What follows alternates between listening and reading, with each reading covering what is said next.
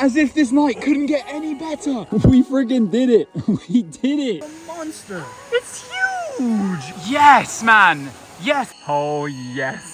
Yes, yes, yes. This has been probably one of the coolest Rupert's Reptiles videos in a while, and there's been some competition. What's up, guys? Welcome back to the Rupert's All right, we are back, and check it out. We've got a working vehicle now. If you didn't watch the Patreon exclusive, you won't know what happened, but basically our car got... What the hell, man?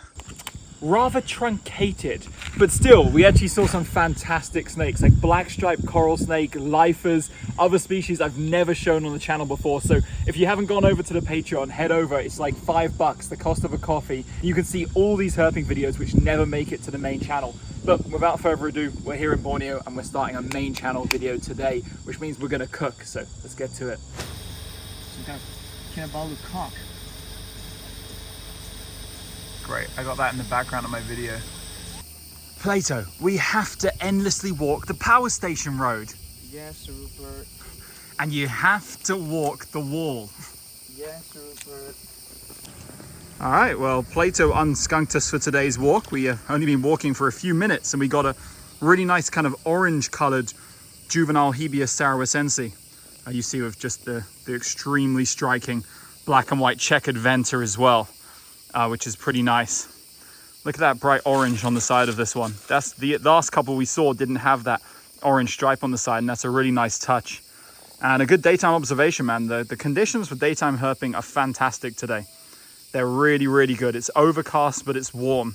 And just a few minutes walking, we turned up an abnormal Kinabalu daytime snake. So love to see that, love to see that. Really cool little keelback here. In the Patreon video I posted on my Patreon a while back, we caught a huge one of these, like so much bigger than this, it beggars belief, like almost 70 centimeters long, 60 centimeters, something like that. But this one's a cute little baby. Nice.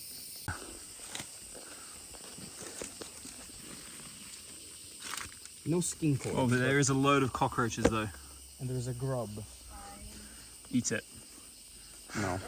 I'm not. All right, the night walking has begun. Me and Plato have split up with the guys. They're walking a bit back down the road. And we're gonna do the top section early in the evening. Conditions went from seeming okay in the afternoon when we got the keel back to just being atrocious again now, but who knows? We're gonna try our best. Our first snake of the night is a worm. It exited its subterranean lair and went back inside another one. Interesting. Back. We friggin' did it. We did it. I didn't catch the hype on camera because me and Plato were so excited. We were just talking to each other saying we need something good tonight. It's non-negotiable for our final night here. We need something good. And in this dry, terrible conditions, look what it is. A male Malcolm's. It's actually even bordering on adult size now that I look at it. Fantastic. Just crawling in situ in one of the banks that we checked not even a few minutes before. Must have emerged from somewhere deep in here, but that is fantastic. I'm so happy. That is like the goat Griswoldy of all time. Yeah, I reckon, man. So Matt from Australian Wildlife Encounters was walking with us tonight and was witness to this moment of greatness where when all hope seemed lost and it seemed like we were going to have another trip with terrible conditions, just a struggle bus. If anything, it's worse than last time we were here. This little male just decided to come out on the prowl and did us a solid, did us a massive one, and it's so nice. So much dark coloration on it. Will look fantastic in photos because it's got the very matte texture. The fact that these aren't iridescent is such a good feature when it comes to taking a look at them. And I'll get some better videos soon. I'm just enjoying and appreciating every moment of this find because, you know, I was feeling like all hope was lost. All right, so we moved the snake into a much better place here, and we can confidently say under closer inspection that we believe this is an adult female, not an adult female, that we believe this is a juvenile female or sub-adult female. It's not that small because it's just very thick and its tail tapers off very rapidly. And I don't think a male would have so much blacks at this size. Like there's so much dark patterning on the head and on the upper body. As you know from our previous videos, I'm not the greatest at determining the sex of species, even these sexually dimorphic pit vipers, especially when they're young. So take this with a grain of salt, but we're pretty damn confident that adult male was the wrong call originally. I think we just saw a long, smaller viper stretched out with some blacks and just thought that, but adult female is way more likely. But here it is, the holy grail, the jewel of Mount Kinabalu. We have put in an ungodly amount of hours into searching for this. So many kilometers, not just this trip, but the previous one when we got a McSkunkington for it. And on what was one of, if not the worst nights, condition-wise, for herping on the mountain, this female decided to come out from under the moss carpets at the bottom of the ferns and cruise around at a perfect time. It was so defensive when we first got it out, but right now it's kind of just chilled. It's looking at me very wary, you see. It's flicking its tongue every now and again. Certainly not going to get any closer than this, because even though it's a small viper, these parias, these were previously parias before they were lumped back into Trimerosaurus, have shown to have pretty damn potent venom, definitely compared to like Sabahai and the other pit vipers that hang out in the area. It's almost for sure this one would have very potent venom. And I'll talk a little bit more about the ecology of this one, because despite the fact that it occurs in these montane forests of Mount Kinabalu, we really don't know that much about it, because 90% of them are just found on the road along the side in the ferns, which isn't even a natural habitat. That's like the opposite. It's like a man-made area. And observations in the forest are very few and far between. That giant female I got on the 2023 trip was like one of the few individuals found while hiking on the trails in the forest. But they seem to be very, very, they sit very close to the ground a lot of the time, and they love dense vegetation. And if it's dry, they tend to just sit so deep in these fern banks beneath the moss carpet at the bottom where there's no chance of seeing them. And when there's a bit of moisture in the air, they come out. But this one, for whatever reason, decided to do us a massive here and came out on dry conditions, and we got to see the stunning Malcolm's pit viper, the best freaking snake of the montane forest of Mount Kinabalu. Let's go. What do you know, the power station walking meta worked. Just endless passes on this road, like we were joking about the whole time. Plato, we have to do endless passes. Paid off. This is what I'm talking about, commitment. When you have a target in mind and you know the best habitat, there's nothing you can do except keep grinding and give it your best shot. And you know, on a night where typically I never expect to find this species, we cooked it up, boys. We cooked it up. Let's fucking go. I feel a night hornet coming to my light. I think I'm walking off the road. I can't see anything. Well, What you got there? my worm. Yeah, Matthias found a pretty goated... It's on the McBitington. Oh, it is. No. A really, really goated yellow Griswoldi, like by far and above the nicest Griswoldi. So much better than the ones we've been seeing. Put it on the ground, yeah, we can get a good look at it on the road there. It's tied itself in a knot. Incredible scenes. What do you think of the Malcolm? Me? Yeah. It's quite goated. Well, the worm inflicted its wrath. Plato is bleeding like crazy now. Like there's even blood on the road. Where is it? Maybe I step. Yeah, you can see like where he's been like dropping blood on the road. That is why you saw me being extra careful in the clip earlier. Horrible snake. So while we were cooking up the Malcolmi, the other guys, Jake, Sam and Nick, got this really, really cool lizard here. One I've never seen before in this area. Judging by the head shape, this looks like a Pseudocalotes species. I don't know there was one. I wasn't aware that there was one in the area, but my Borneo lizards knowledge is not great.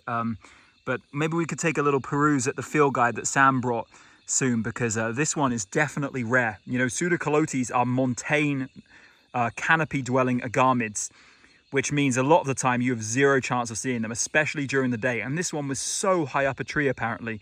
These guys went to some serious endeavors to get it down. I'm really glad they did, because it's so cool. It's actually in its like dark coloration right now.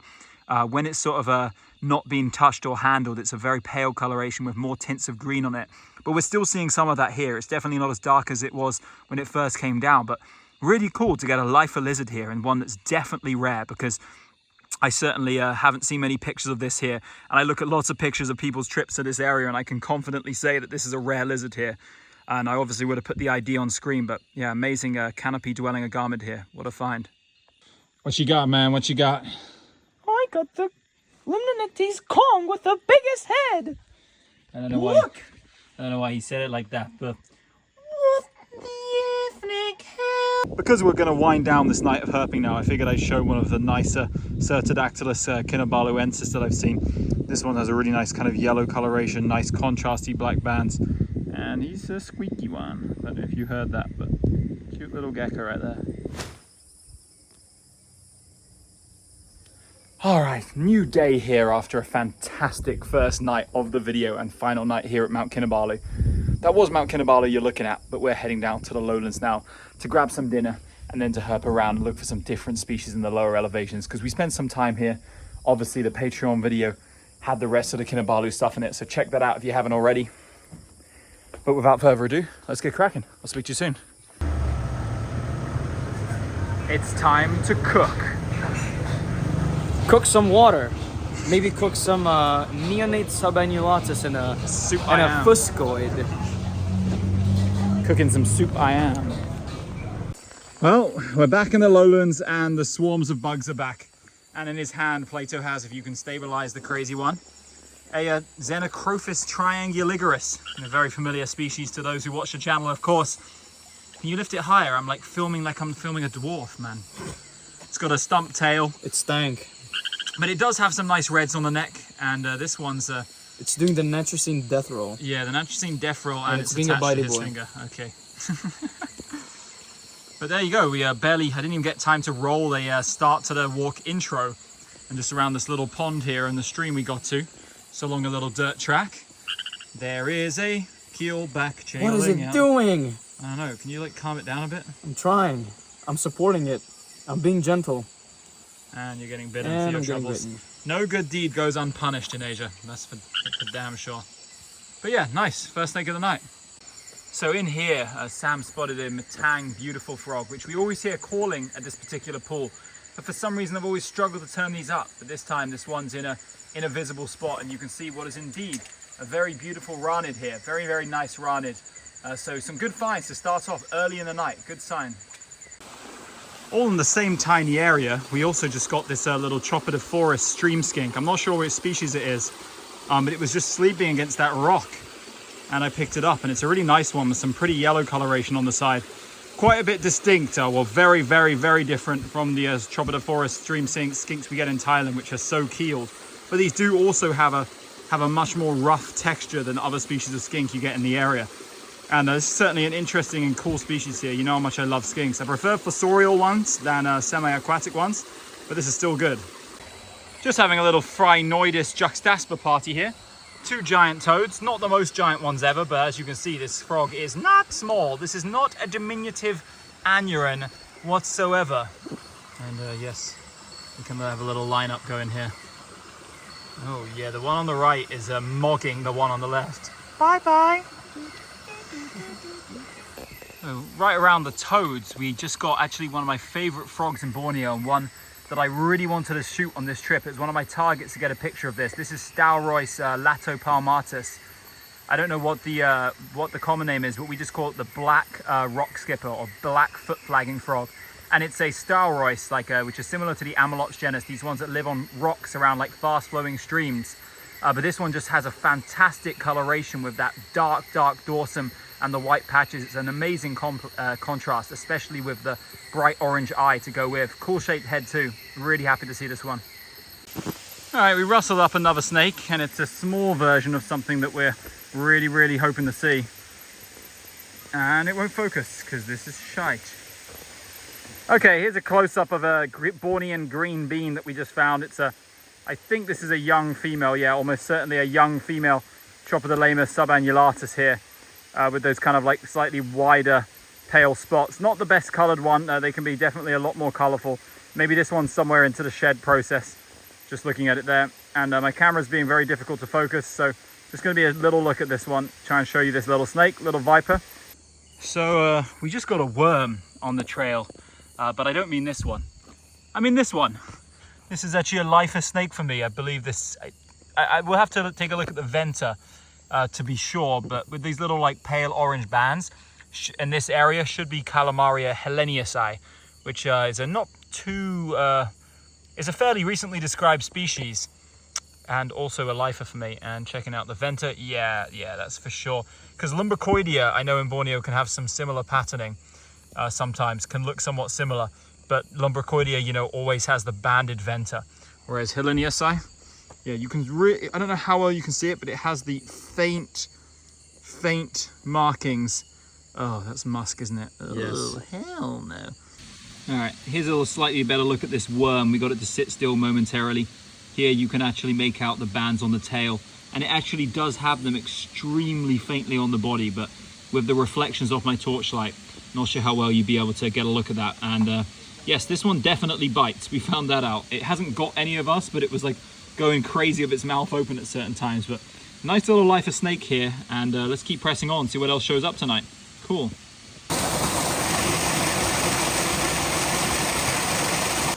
Plato just spotted us another sub. It's stinky again though, so this one will definitely be left in situ. And I think this time it's also a male. Noise. Wow, that was ridiculous. I turned off that video clip and look what's on the trail there. Huge dogtooth cat snake. It's a monster. It's huge. It's like, what the bananas? It's like 3 meters long. All right, Plato spooked it, so I'm gonna go in and get a grab on what is without a doubt one of the largest cynodon I have ever seen. And I don't know if you can see it spraying musk, but look at the freaking size of this, man. Hold on, let me turn my light down so you guys can see better. I love the striped neck pattern. Look at it. Yeah, the striped neck pattern is... Can you even fit this in frame with me? I can't fit it in frame. Yeah, look, let me lift this up here. We found a giant one last time, but this is going on 3 freaking meters, man. Look how long it is. I don't know if Plato can even fit this in frame, but it's so huge. The head is massive. And you guys saw before it even puffed up, it looks so giant. Man, you can come closer now and take a closer look. I mean, Cynodon is quite docile, but I'd also definitely be cautious of taking a bite off this. Not because of any worry about venom, just because it would have massive teeth. Like a huge snake like this. Hold on, let's put it down on the ground. Let me light the view for a second. Maybe if we put it down and like gather it into one spot, we might be able to like better see. Cynodon tends to be quite a docile species. But obviously this is a snake that's quite stressed out because we just picked it up. So I'm being like a little bit cautious. But you saw when I picked it up, it's just trying to get away. Whoa. Yeah, Very like, only when you put your hands on your neck like I am and pinning it down, do you start to see some actual like mouth open Man, look at behavior. how thick it is in the middle. Yeah. Really nice yellows on the tail as well. Take a close up of that. And like pinkish. Little pinkish markings. It's a freaking beauty. What a cool snake, man. Huge. Freaking the cat snake to end all cat snakes right there. Hold on, let me switch this off. The cat snake to end all cat snakes right here. What a freaking amazing animal. Look at that. Oh, hello. All right, let's, I'm gonna wrap this up now. Maybe I'll take some video later if we get it to sit still. But if not, I hope you enjoyed this. I hope you enjoyed this kind of scrappy filming session me and Plato did with this. But it was certainly fun to get a in the field, in situ and catch with this insane Cynodon. What the bananas? All right, another snake along this little stream. Very, very successful so far tonight. So early and so many species. As most of you probably know, this is Dendrolaphis formosus, the elegant bronzeback. And the Bornean ones never tend to be too beautiful, but this is a good example. If you look down here, it's got a really nice amalgamation of colors there. Some kind of purplish color, some golden kind of coloration, and some more like vibrant. Neck, it's got blue. Yeah, vibrant lime green, and even on the neck, it's got some nice blues, although this individual isn't showing them too much, but oh yeah, that is a good view at a very, very beautiful snake. Well spotted by Plato, and this is snake species number, I think like 4 of the night? Or 5, yeah. 5, yeah, snake species number 5. So great start. Yes, man! Yes, man, we just got another snake, and this time it's an actual major target of me and Plato's. Sleeping up there on a tree above the stream, Hebius flavifrons, the white-fronted keelback. Guys, check out this stunning snake, man. I know it's just a little bitty snake, but this has actually been one of me and Plato's biggest targets, since both of us love rare natricines, especially beautiful ones. And this one, the white-fronted keelback, is a species I've been wanting to see ever since the first time I ever came to Borneo as a kid for herping. And this one is living up to the hype for sure, because I know it's a small snake, but this is actually an adult, and it's such a beautiful individual. The green coloration with those white spots, the checkered venter, and of course the infamous white spotted snout that just gives it such a unique appearance, man. We were planning on doing daytime hikes along this stream where they've been sighted before every single day on this trip, but we didn't have to because we got one at night. How lucky is that? And like every sort of sleeping natricine you get of a rare species, it has a meal in its stomach, which is a trend we've noticed across Southeast Asia with, oh, wasp. With uncommon and rare natricines. You often find them sleeping at night when they've got a meal in their stomach. For some reason, that seems to convince them to go and sleep in trees and plants and places where you can see them. Anyhow, this is freaking amazing. I'm hyped. I hope you can hear me over the noise. And we're currently getting mobbed by flies and there's a wasp flying around. So maybe I'll take some more shots later, but for now, enjoy the hype of a primo Bornean endemic, the beautiful white-fronted keelback. All right, we just got some little raccorphrid of a taxonomic ambiguity. It's got nice little marking on its ass. And its ass there, some nice yellows. It's Eurostyle. Yeah, I absolutely have no idea what sprog this is, but it's certainly quite a pretty one. Although completely out of focus. There we go, we're back. We're back, baby. Man, snakes are active tonight. We just met up with the other guys to shoot everything we found, and I was just photographing the Hebius here, and all of a sudden this freaking Lycaon albifuscus just shot through my photo shoot out of nowhere, just leapt through. I don't know if it got spooked by me or if it was just moving normally. I guess it must have been when I like moved my camera or something. Suddenly it just like jumped through my photo shoot. Decent size one as well, but another species addition, and I'm holding the Hebius at the same time, so this is not ideal. I'll get some more video in a second, but I just had to shoot this as it happened because what the hell? I've also momentarily got the albifuscoid to sit still just on the little bench here, which is a very, very rare thing. This has got to be the only time ever in the history of the Rupert's Reptiles YouTube channel that this species has been filmed not moving. This is incredible. So guys, soak it in, enjoy the moment. You can see the world's most unremarkable snake. No, I'm kidding. It is actually kind of remarkable, the fact that it's so long and slender, built like an arboreal, except it's primarily kind of semi-aquatic and just terrestrial with those ultra-keeled scales. But other than that, it's certainly an oddity, and it's a species we see a lot actually on our tropical jungle hiking escapades. Yeah, a leech observation. Not many because of how dry it is, but here's the first. How cute. She was our main target tonight. And there she is, at last. Oh yes, yes, yes, yes. And there we have it, Viper target number 3, and one of my biggest targets for this trip. Like, it's been so long since I've seen an adult female sub, and the one I got last year was a little bit even more like greenish than this one. I really wanted to see like another big female. I feel like I've been so deprived of these for some reason, especially on the last trip in February where we went all out, covered as much ground as we possibly could. And of course, this time on the first night in the Lowlands, this beauty shows up just sitting right above the trail in like the easiest place to catch from a tree. Sometimes it can be a serious struggle to get these down, as these big girls love to sit high in trees. They feed a lot on bats and birds, and up in there in the trees, they're very, very comfortable, as well as they need like strong branches to support their weight. So you often find those a bit higher up, not so much the saplings low to the ground.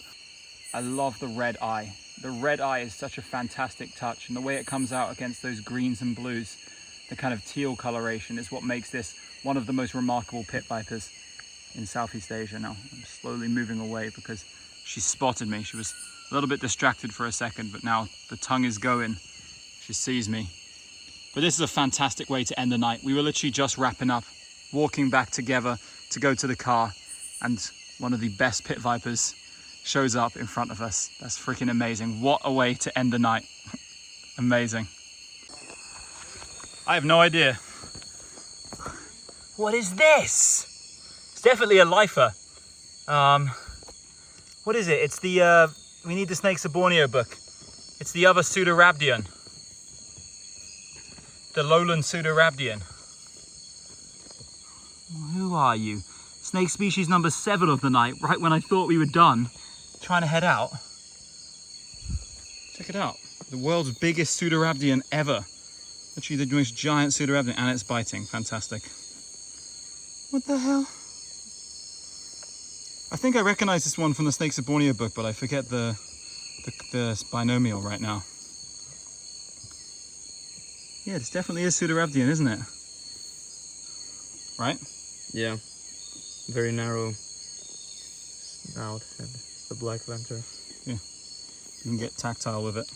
Might be easier for me to film if it's in your hands. We're gonna take this back as well, or just Yeah, for sure. Yeah, because I need pics of this. This could be a super rare species. It just looks rare. And by the fact that I haven't seen many people or any people post pictures of this from around here, or anyone I follow, kind of indicates it might be a mega rarity. Interesting. Well, it's not often we find a snake which I can't identify immediately, even though I'm pretty sure I know exactly what snake it is. It's the Lowland Pseudorhabdian. I just forget the binomial right now, but that's cool, man. I just saw it crawling along there. I thought it was another Calamaria heleniesi, however that's pronounced. But no, it's not. It's the world's most giant Pseudorhabdian ever seen. Cool. As if this night couldn't get any better. We just rose cruised the freaking Naja Sumatrana on the way back. A nice adult Naja Sumatrana.